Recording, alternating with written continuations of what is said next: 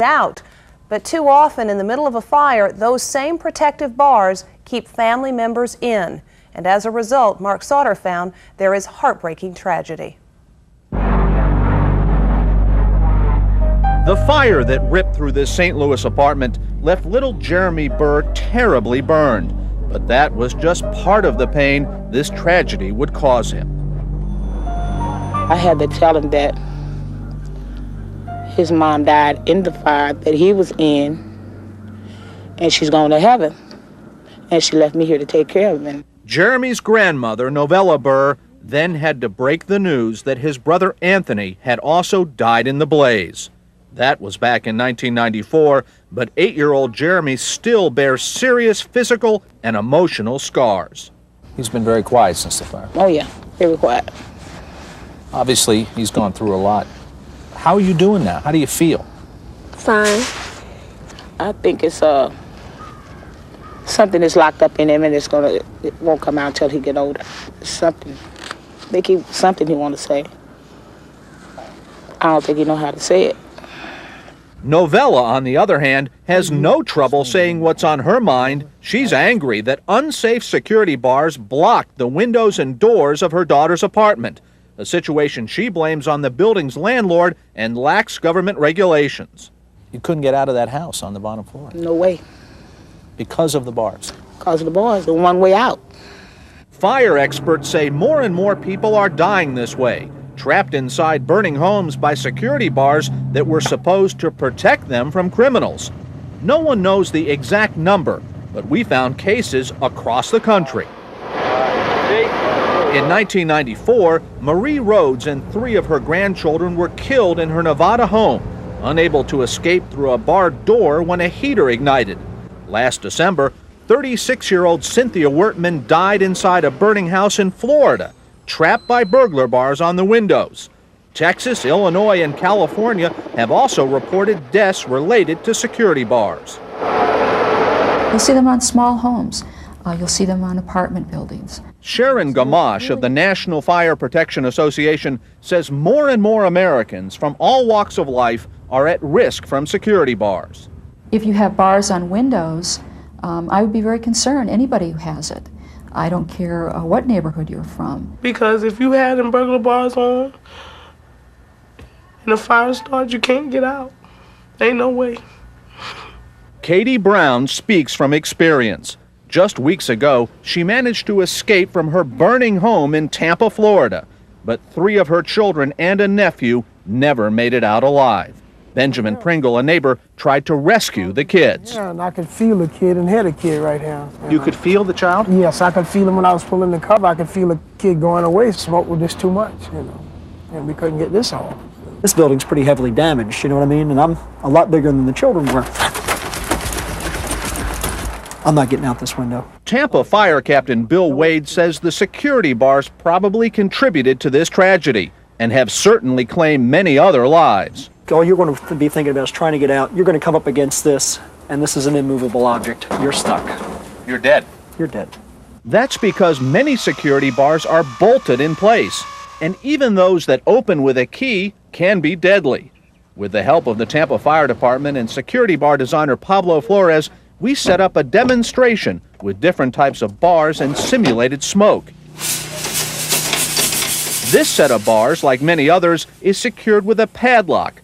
But when your house catches fire, it's too late to find out the lock is rusted shut or just tough to open. And what if you lose the key? If you think you're going to find a key during a fire, you could end up dead wrong. In the Burr fire and another blaze in Florida, people died after they dropped their keys. I don't think people are aware that when they put the bars up on without a device that's going to open quickly if they need to get out, they might be blocking themselves and trapping themselves in a fire that could kill them. Perhaps the most tragic irony here is that you don't have to choose between protecting yourself from burglars and escaping from a fire. Safe security bars do exist. They use a variety of emergency release mechanisms that open quickly without a key, so you can keep burglars out without locking yourself in. There's even a new law in California to encourage the use of these safer security bars. It was pushed by State Senator Barbara Lee. The new law requires manufacturers to actually install a label, a warning label. The label will state that if the windows or doors on your bedroom have bars, at least one must be equipped with an emergency release. It's a local law that Senator Lee hopes will expand nationally. But for now, regulations vary from place to place, and in many parts of America, the rules covering security bars are confusing and weak. Take the building where Jeremy Burr was burned almost 3 years ago. Despite that tragedy, other apartments in this same complex still have unsafe security bars across their windows and doors. This one here. We asked officials in St. Louis to take a look at what we found. Fire Marshal George Horn admitted the bars are clearly unsafe, but said it's tough to tell whether they actually violate fire and building codes because the regulations are vague and difficult to enforce.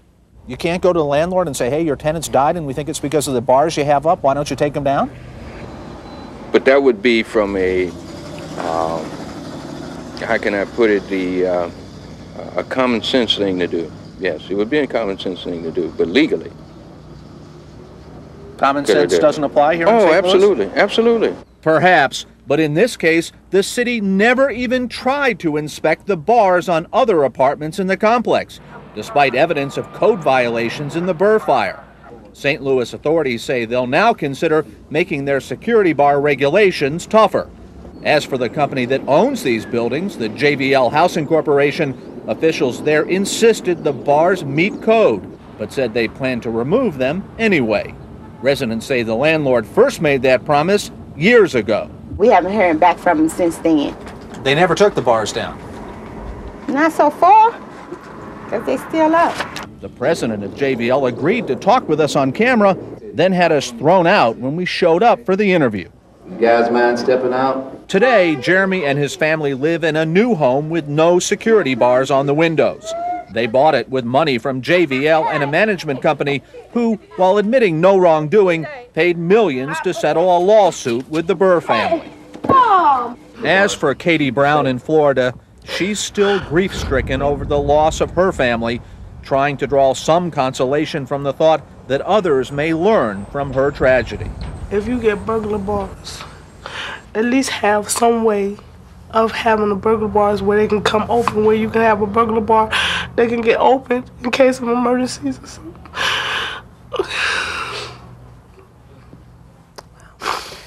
Fire experts say that aside from making sure that you've got those quick-release burglar bars, it is essential that you make sure that your smoke detectors work and that they're checked regularly. And by the way, if you'd like to help that family left homeless in Florida that we showed you, you can do so by calling the American Red Cross. Their number in Florida is area 813-348-4820.